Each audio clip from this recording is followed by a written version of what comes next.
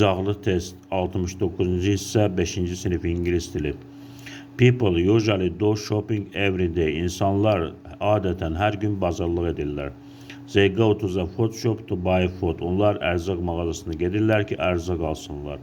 They go to the bakery to buy bread. Onlar çörək mağazasına gedirlər, çörək alsınlar.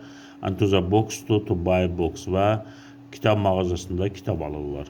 If you want to buy all you want in the same place, əgər sən istədiyin hər bir şeyi eyni yerdə almaq istəyirsənsə, you go to a supermarket. Sən supermarketə gedirsən. A supermarket is a large store with a lot of different goods.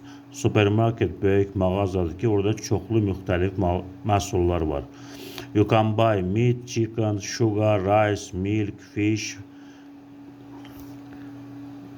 bread, fruits and vegetables. Sən orada cücə, şəkər tozu, düy, süd, balıq, çörək, fruits, meyvə, vegetables, tərəvəz ala bilərsən.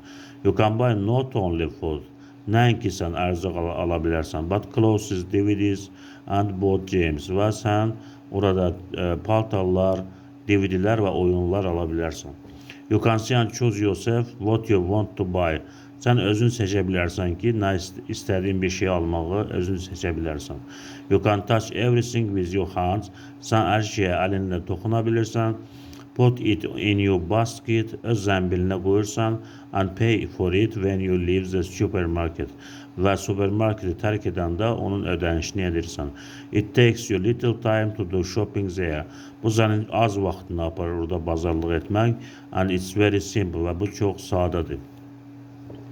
Və mətnə dair suallar var. The passage is mainly about mətn. Əsasən nə haqqındadır? İkinci sual, choose the correct sentence. Düzgün cümləni seçin.